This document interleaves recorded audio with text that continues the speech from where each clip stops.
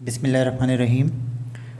Students, आज हम principle of accounting की लास्ट वीडियो में हमने जो है वो बेसिक्स पढ़े थे और उसमें हमने कहा था कि 5 बेसिक अकाउंटिंग हेड्स होते हैं: एसेट्स, लायबिलिटीज़, एक्सपेंसेस, रेवेन्यू और ओनर इक्विटी, जिसको हम कैपिटल भी कहते हैं। आज हम इन सब के बारे में डिटेल से पढ़ेंगे कि ये क्या होते हैं और इनकी नेचर क्या होती है। सबसे पहले हम बात करेंगे एसेट्स की।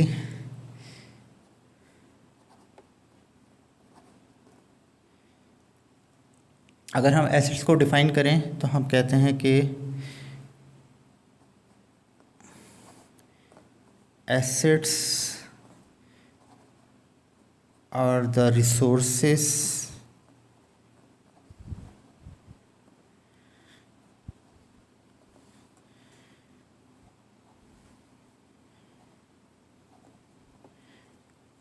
which are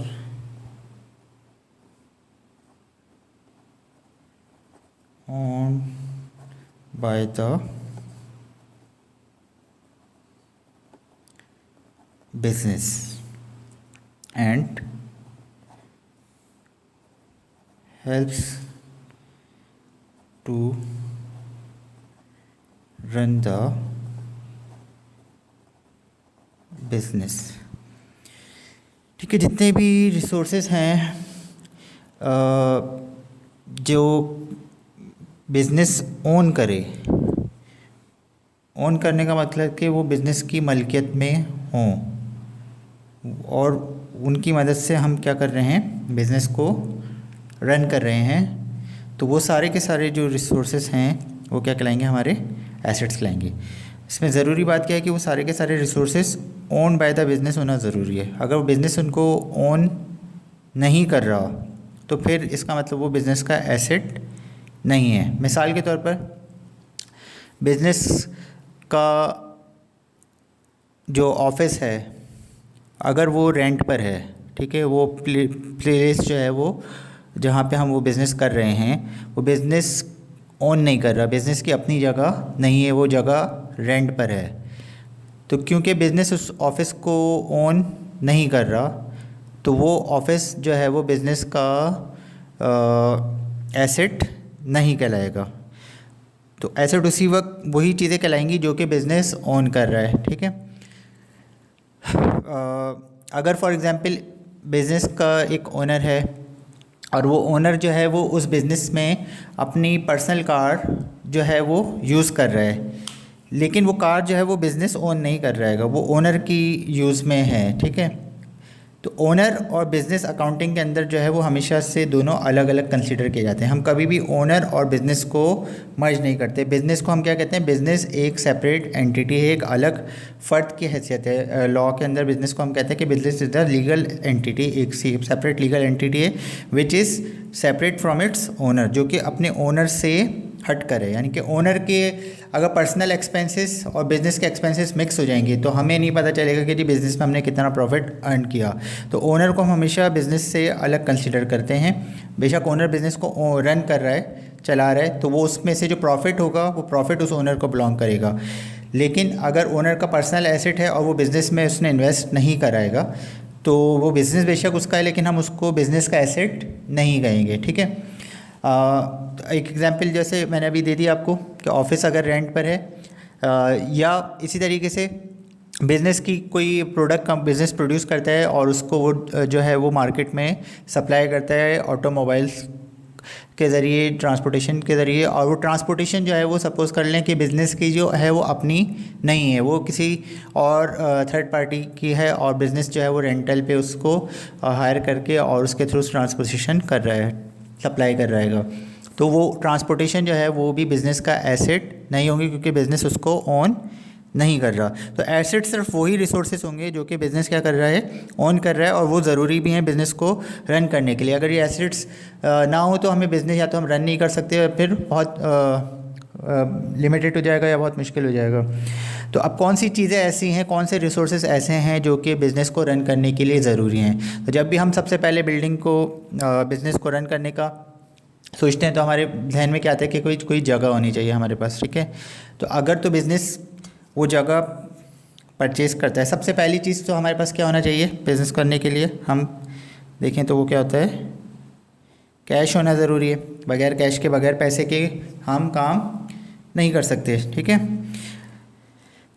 कैश, अब वो चाहे हमारे पास कैश इन हैंड हो या वो कैश बिज़नेस के नाम पर बैंक में अगर कोई अकाउंट खोला गया है और वो उस अकाउंट में हो, यानी कि बैंक में हो, ठीक है, तो उसको हम बैंक लिखेंगे। कैश हो गया, बैंक हो गया।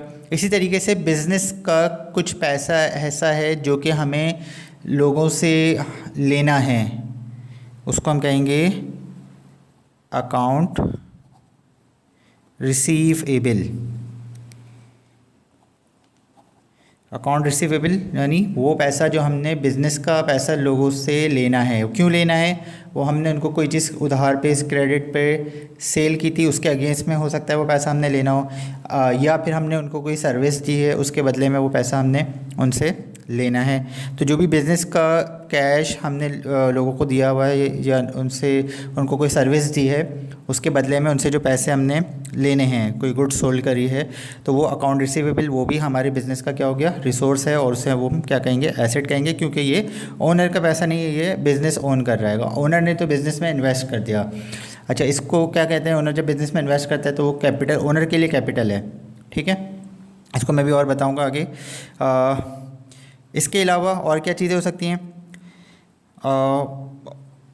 ऑफिस बिल्डिंग, अगर तो रेंट पर नहीं है, बिज़नेस की अपनी ज़ाती जगह है, तो वो आपका एसेट हो जाएगी, ठीक है। ऑफिस फर्नीचर,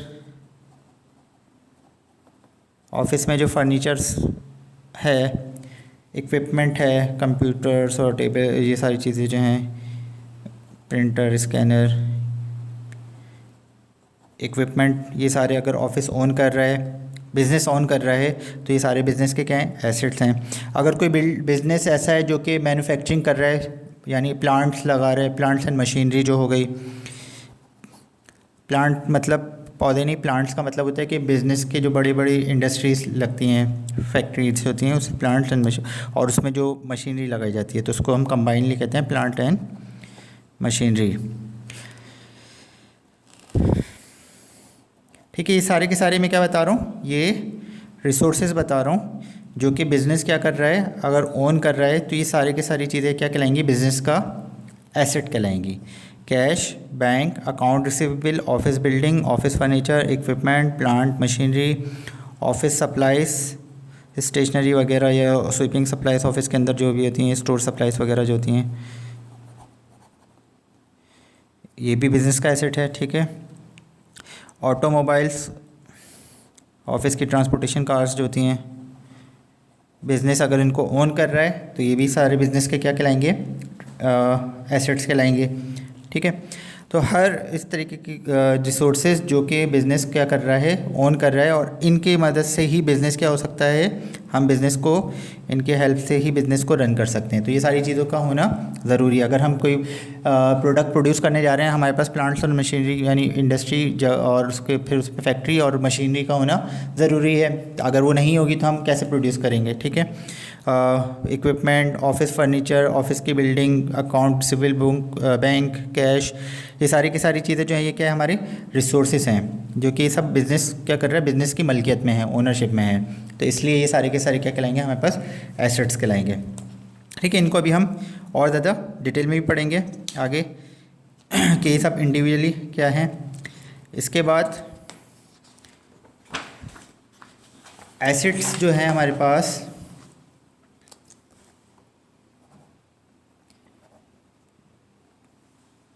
दो तरह के होते हैं।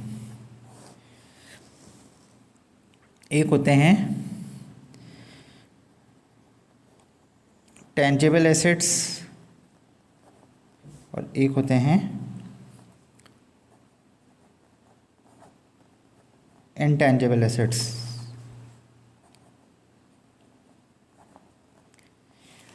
टेंजिबल एसेट्स कौन से होते हैं? टेंजिबल एसेट हर वो चीज़ जो हम फिज़िकली देख सकते हैं, छू सकते हैं, जो फिज़िकली मौजूद है, वो रिसोर्स जो कि बिज़नेस ऑन कर रहा है, जो फिज़िकली मौजूद है, वो सारा क्या कहलाएगा? Tangible asset. और एक इनटेंजिबल एसेट होते हैं जो कि फ़िज़िकली हमें नज़र नहीं आ रहे होते, लेकिन वो भी बिज़नेस के एसेट होते हैं, ठीक है। इसमें जैसे कि कुछ एग्जांपल मैं लिख देता हूँ।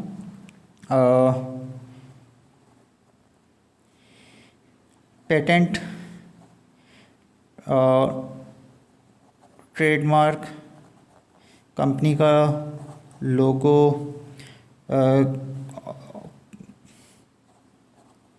Copyright,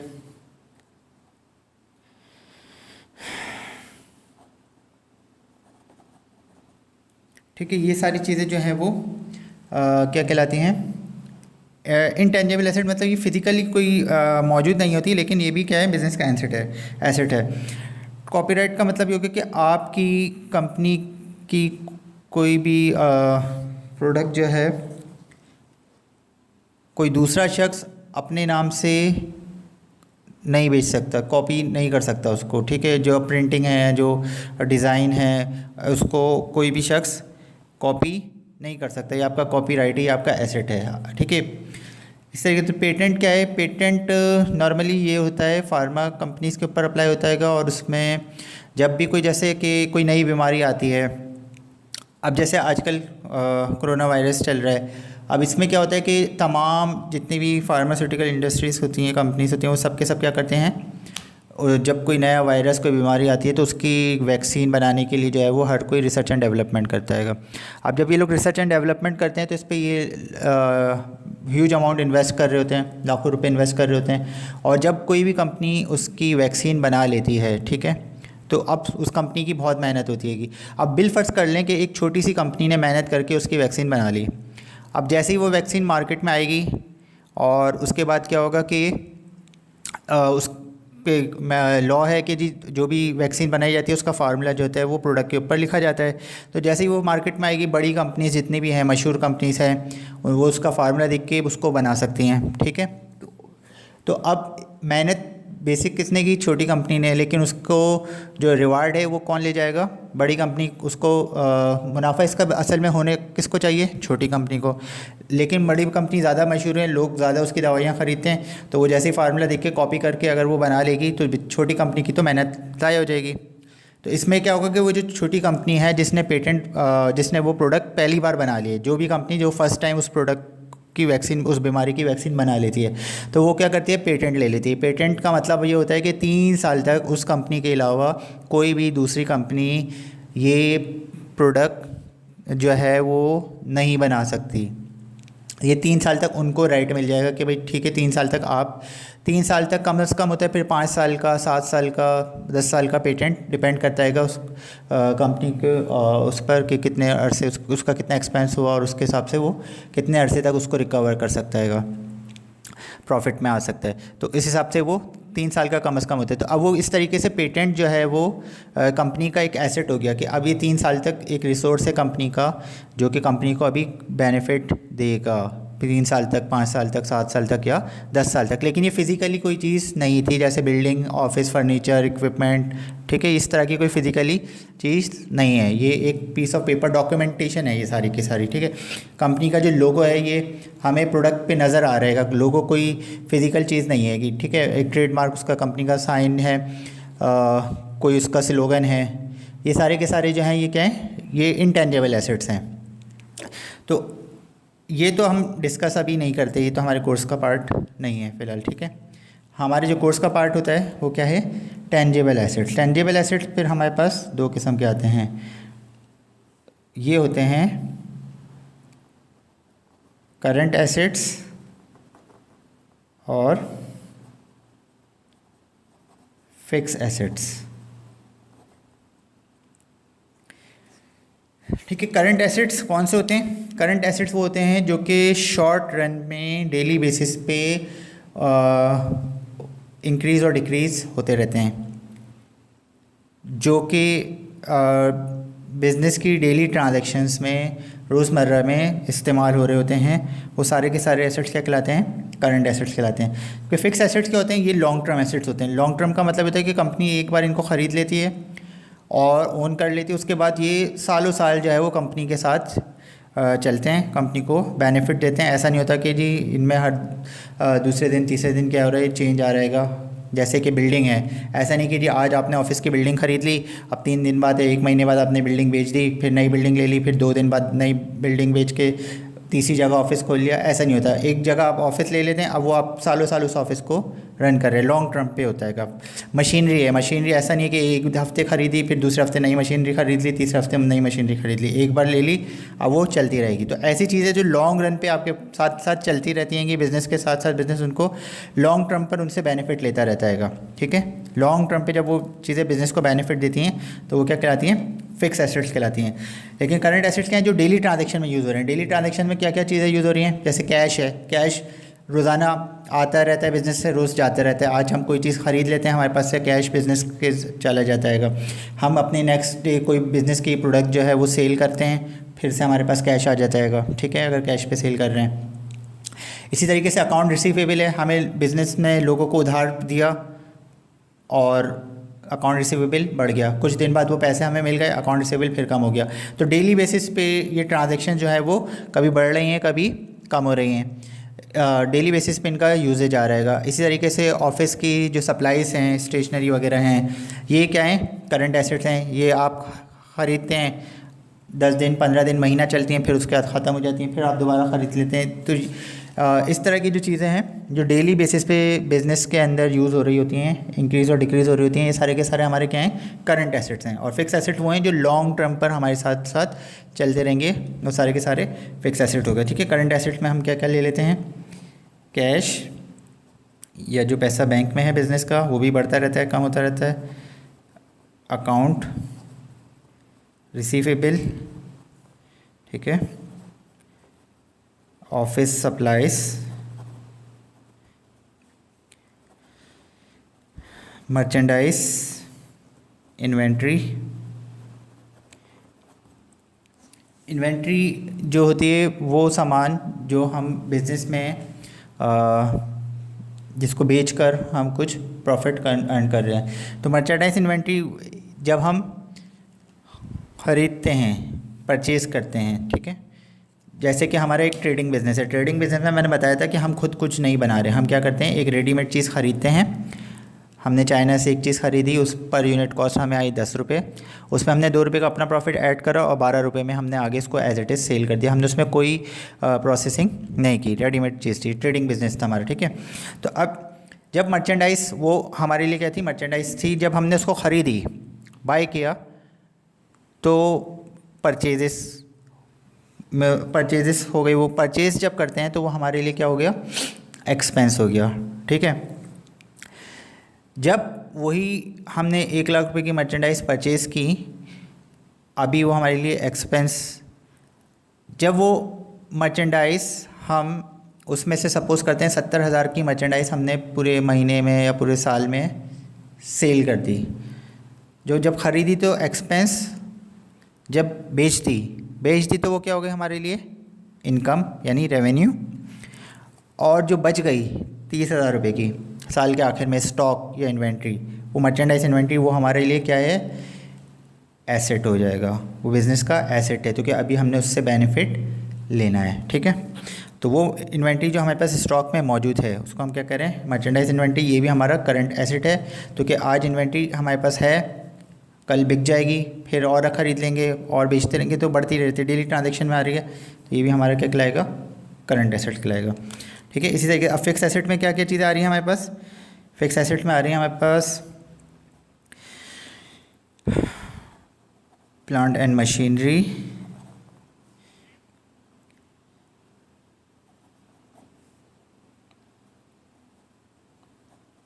building, furniture, office equipment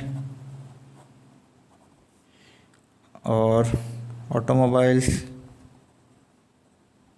ठीक है, ये सारी चीज़ें जो हैं वो कंपनी एक बार ख़रीद लेती है, तो अब ये लॉन्ग टर्म पे कंपनी के साथ चलती रहेंगी। ये सारी की सारी चीज़ें क्या हो गई, फिक्स एसेट हो गई। और ये सारी चीज़ें जो डेली ट्रांजैक्शन में आ रही हैं, ये सारी की सारी करंट एसेट्स हो जाएंगी। ठीक है, तो एसेट्स हो गया। एसेट्स के बाद आते हैं हम दूसरे नंबर पर liabilities.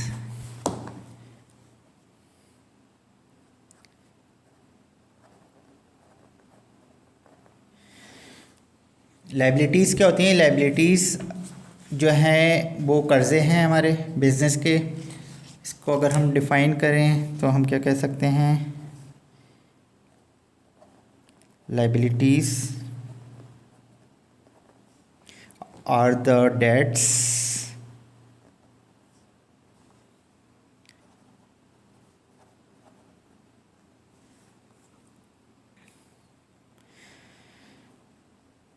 which the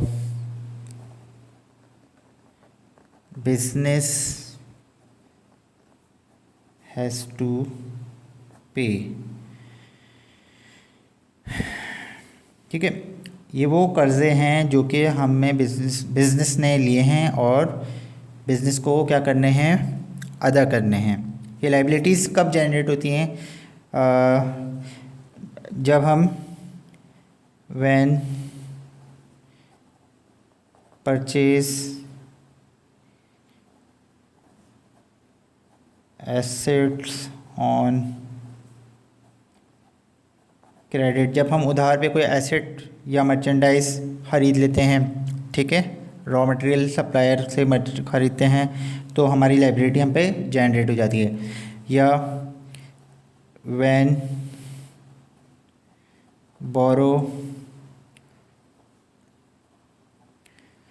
money from bank से हम क्या कर रहे हैं? कर्ज़ा लेते हैं, लोन लेते हैं, तो हम पर लाइबिलिटी जनरेट हो जाती है।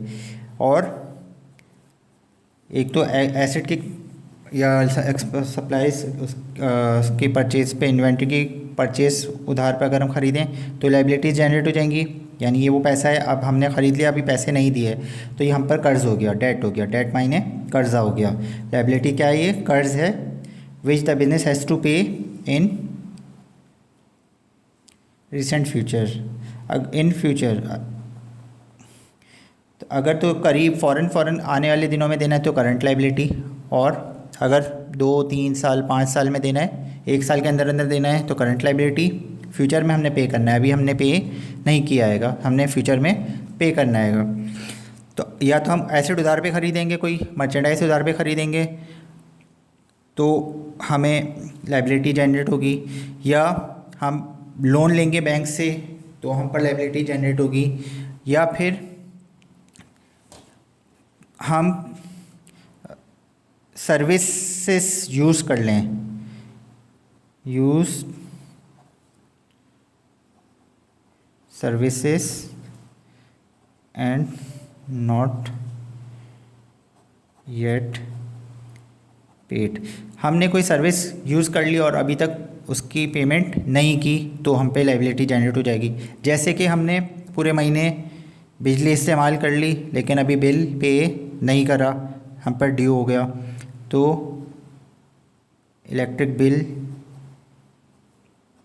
पे बिल, ठीक है, हम पर ड्यू हो गया। अगर हमारी जगह रेंट की है, हमने पूरा महीना इस्तेमाल किए और अभी रेंट नहीं दिया, तो हमने इसको यूज़ कर लिया, उससे सर्विस उसका हमने बेनिफिट उठा लिया, अपने उसको यूज़ तो कर लिया है लेकिन अभी उसको पे नहीं कराएगा, तो वो हम पर लाइबिलिटी हो गई। तो वो क्या कहलाएगा? रेंट पे बिल। इसी तरीके से जो बैंक से बनी हमने लोन लिया था उसकी जो पेमेंट होगी वो क्या कहलाएगी? वो क्या कहलाएगा? लोन पे बिल। बैंक से जब हम लोन लेते हैं तो डेफिनेटली हमें उस पर इंटरेस्ट भी देना होता है, तो जब वो इंटरेस्ट अभी अगर हमने नहीं दिया तो वो इंटरेस्ट क्या कहलाएगा? इंटरेस्ट पेएबल, ठीक है। अच्छा, और पूरे महीने हमने अपने एम्प्लॉयज़ से काम करवा लिया और अभी तक उनको अगर सैलरी नहीं दी तो वो हम पर क्या हो गई? लाइबिलिटी हो गई। तो ये वो लाइबिलिटी है जो सर्विस के अगेंस्ट में, क्योंकि हमने यूज़ कर लिया उनकी सर्विसेज लेकिन अभी हमने उनको पेमेंट नहीं दी, तो ये सर्विसेज के अगेंस्ट में जो लाइबिलिटी जनरेट होगी, तो इसको हम क्या कहेंगे? सैलरी पेएबल, ठीक है। किसी से हमने उधार पे जब कोई एसेट ख़रीदा था और वो उधार हमने ज़बानी किया था, कोई उसको रिटर्न में नहीं दिया था, ठीक है, उसको हमने ओरली, हमारे जब हम किसी से रेगुलर डील कर रहे हैं, बहुत पुराना उससे एक ट्रांजैक्शंस चल रही हैं हमारी, तो अब वो हम उसको कोई फॉर्मल नहीं होते, उससे इनफॉर्मल होते हैं और उससे बस ज़बानी हमने उधार कर लिया। तो जब ज़बानी ओरली उधार कर लेंगे उसको हम कि भाई 1 हफ़्ते बाद पैसे देंगे, 10 दिन बाद देंगे, और वो आपको सामान दे दे, तो वो क्या कहलाता है? Account payable. अच्छा, अब अगर इसी तरीके से आपने किसी से कोई चीज़ उधार पे ख़रीदी और उसने कहा कि नहीं जी आप हमें लिख कर दे दें कि आप कितने दिन में पैसे देंगे, कोई नोट लिख दें, तो वो आप उसमें उसको इन रिटर्न इन राइटिंग जब दोगे कि जी I will pay amount in 10 days 20 days 15 days, तो वो भी अभी आपने कर्जा है आप पे, और वो क्या कहलाएगा? Note payable. ठीक है, ठीक है, ये सारी की सारी जो है वो इसी तरीके से एक और लाइबिलिटी होती है जो कि आपने किसी से एडवांस में पैसे ले लिए, ठीक है, और आपने कहा कि जी ये आपका काम हम कर देंगे। अब जब तक आपने वो काम उनका नहीं करा, बिलफर्ज अगर आपने वो काम नहीं करा उनका, ठीक है, तो आपको क्या करना पड़ेगा? वो पैसा वापस देना पड़ेगा, क्योंकि वो पैसा अभी तक आपने कमाया नहीं है। वो आपने ले लिया था कि जी काम करने पे ये हमारी इनकम हो जाएगी, लेकिन अगर काम नहीं किया, जब तक नहीं किया, तो वो आप पर क्या होगी? वो भी आप पे लाइबिलिटी होगी। तो उसको हम कहते हैं अनअर्न इनकम या रेवेन्यू। अनअर्न्ड रेवेन्यू यानी ये वो रेवेन्यू है या ये वो इनकम है जो कि अभी हमने ले तो ली, लेकिन अभी हमारी हुई नहीं, अभी हमने कमाई नहीं है। हो सकता है अगर हमारा वो काम हमें से नहीं हो सका तो ये हमारा एक तरीके से कर्ज है, ये हमें वापस करना पड़ेगा पैसा, तो इसको हम क्या कह रहे हैं? Unearned revenue. तो ये भी हम पर एक लाइबिलिटी हो गई। ठीक है, ये लाइबिलिटीज़ हो गई हमारी। तो लाइबिलिटीज़ भी हमारी क्या होंगी? कुछ लाइबिलिटीज़ होंगी करंट लाइबिलिटीज़, जो कि हमने लाइबिलिटीज़ की भी 2 टाइप्स आ गई, करंट लाइबिलिटीज़ और लॉन्ग टर्म। शॉर्ट टर्म भी कहते हैं इसको और करंट भी कहते हैं। को यहाँ पे लिख देता हूँ, यहाँ ऊपर लिख देता हूँ शॉर्ट टर्म लाइबिलिटीज़ और लॉन्ग टर्म लाइबिलिटीज़।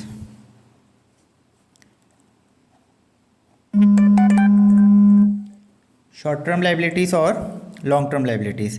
तो करंट लाइबिलिटीज़ वो होंगी जो कि हमने फौरी पे करनी है, 1 साल के अंदर अंदर हमने पे करनी होती हैंगी। जबकि लॉन्ग टर्म लाइबिलिटीज़ कौन सी होती हैं? ये वो लाइबिलिटीज़ होंगी जो कि हमने 2 साल 3 साल 5 साल 10 साल में पे करनी है। ठीक है, ये लॉन्ग टर्म लाइबिलिटीज़ हो जाएंगी।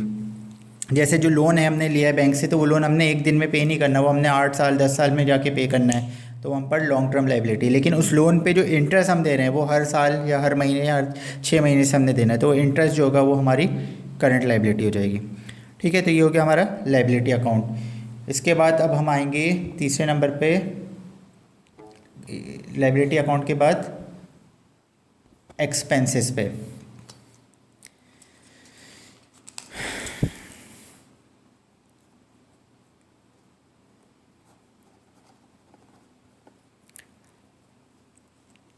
एक्सपेंसेस का क्या कब होते हैं? When the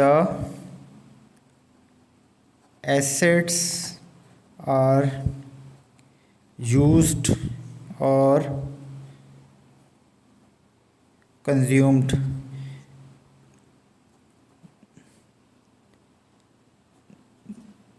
they become expense.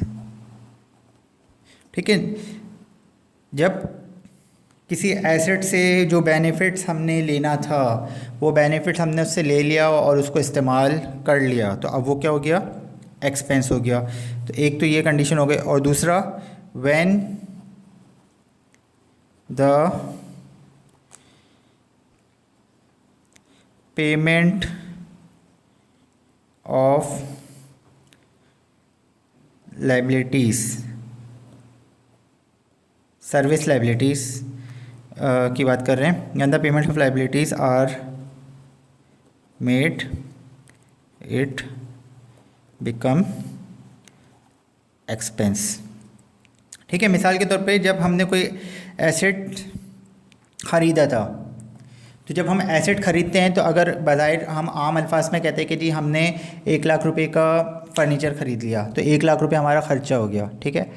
तो ये 1 लाख रुपए हमारा एक्सपेंस नहीं होता है, इसको हम अकाउंटिंग में एक्सपेंस नहीं कहते। क्यों? क्योंकि इस 1 लाख रुपए के बदले में हमने एक चीज़ जो ली है वो अभी इस्तेमाल नहीं हुई, अभी उससे हमने फ़ायदा लेना आएगा, ठीक है, अभी उसको इस्तेमाल नहीं किया।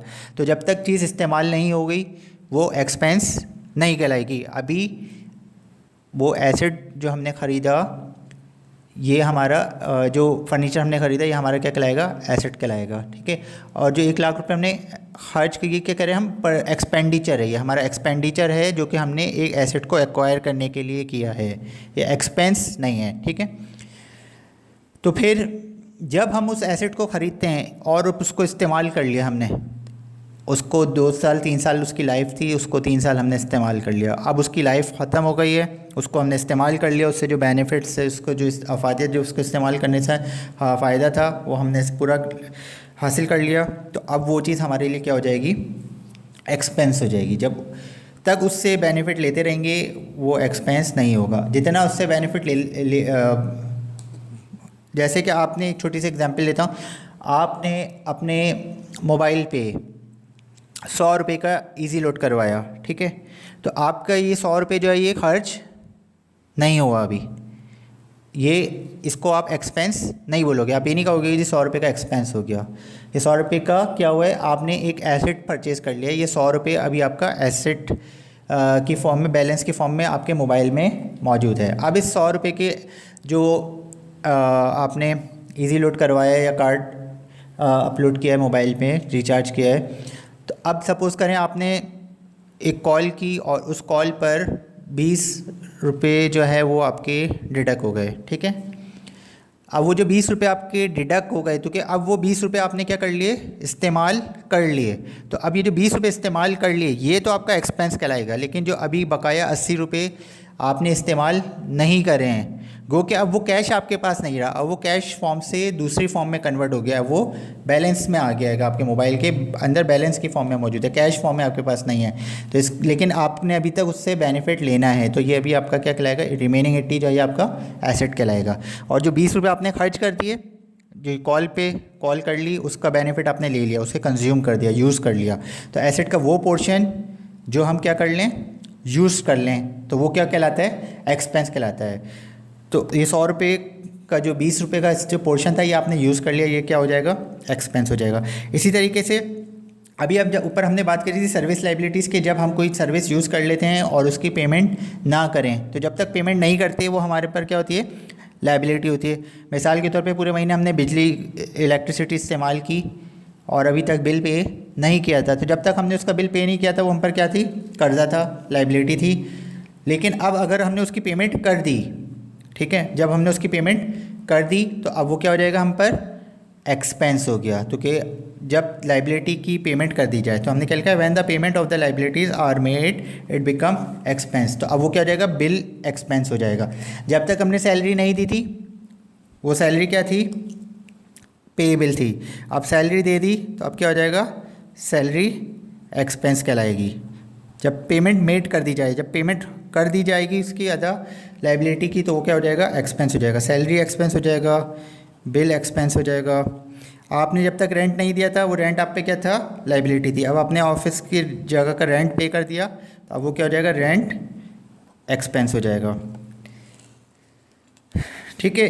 तो एक्सपेंस दो वजह से आते हैं, या तो एसेट का वो पोर्शन जो यूज हो जाए वो भी एक्सपेंस कहलाता है, जैसा भी मैंने रिचार्ज की एग्जांपल दी, और दूसरा वो लाइबिलिटीज़ जिनकी पेमेंट हम कर दें अदा, वो हमारा क्या हो जाता है? एक्सपेंस हो जाता है। इसके बाद नेक्स्ट है हमारे पास revenue.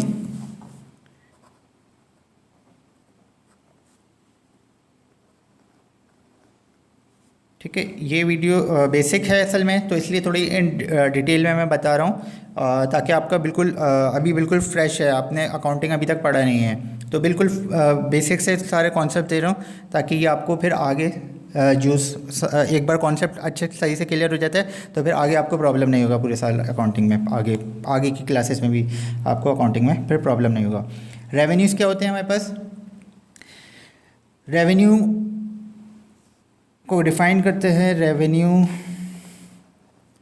Is the income. Income को हम क्या कहते हैं? रेवेन्यू कहते हैं। Revenue is the income. कौन सी इनकम? जो कि generated from the sales of goods and services. Revenue जो है वो क्या है? हमारी वो इनकम है जो कि जब हम कोई गुड्स, अपनी कोई प्रोडक्ट सेल करते हैं और या हम कोई सर्विसेज किसी को देते हैं, जैसे कि एक डॉक्टर, एक टीचर, एक लॉयर किसी को सर्विस देता है, तो वो उसकी सर्विस के बदले में जो उसको पैसा अर्न होगा वो क्या कहलाएगा? उसका रेवेन्यू या इनकम। या अगर हम कोई अपनी एक प्रोडक्ट सेल कर रहे हैं तो उस प्रोडक्ट को सेल करने के बदले में जो हमारे पास पैसा आएगा वो क्या कहलाएगा? हमारा रेवेन्यू कहलाएगा। रेवेन्यू इनकम है, प्रॉफिट नहीं है, ठीक है। ये पैसा जो हमारा आ रहा है, तो मिसाल के तौर पर अगर एक चीज़ मैं 100 रुपये की सेल कर रहा हूँ, तो 100 रुपये जो मेरे पास आएंगे वो मेरा क्या कहलाएगा? Revenue, income. ये मेरा प्रॉफिट नहीं है 100 रुपये, क्योंकि 100 रुपये की तो मैंने सेल की, तो डेफिनेटली वो चीज़ मैंने 80 रुपये की या 90 रुपये की ख़रीदी होगी, तो उसमें से मेरी कॉस्ट भी इंक्लूड है अभी। तो रेवेन्यू जो है वो जो सेल्स में जो भी पैसा आ रहा है अभी उसमें हमने एक्सपेंस माइनस नहीं कराएगा, तो वो हमारा क्या कहलाएगा? रेवेन्यू कहलाएगा। जब उसमें से हम अपने एक्सपेंस माइनस कर देंगे, कॉस्ट माइनस कर देंगे और बाकी एक्सपेंस माइनस कर देंगे, तो फिर जो नेट बचेगा वो हमारा क्या कहलाएगा? प्रॉफिट कहलाएगा। तो रेवेन्यू को प्रॉफिट नहीं कहेंगे। रेवेन्यू वो इनकम है जो कि कोई प्रोडक्ट हम जब सेल करते हैं तो उसके सेल के बदले में जो पैसा हमारे पास आ रहा है, या हम किसी को कोई सर्विस देते हैं, उस सर्विस के बदले में जो फ़ीस हम चार्ज करते हैं वो हमारी क्या कहलाएगी? रेवेन्यू कहलाएगी, ठीक है। रेवेन्यू के बाद आखिरी अकाउंट है हमारे पास owners equity.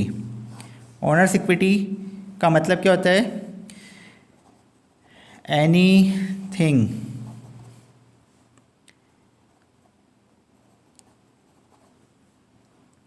Invested by the owner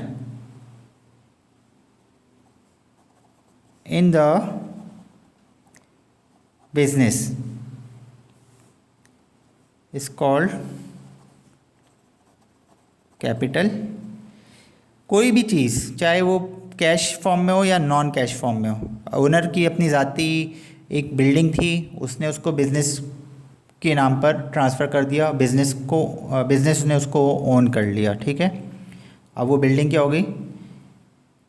owner की इन्वेस्टमेंट हो गई, तो वो बिल्डिंग ओनर के लिए क्या कहलाएगी? कैपिटल कहलाएगी। ओनर के पास 10 लाख रुपए थे, अब वो 10 लाख रुपए अपने पर्सनल इस्तेमाल में नहीं ला रहा, बल्कि वो 10 लाख रुपए उसने क्या करा?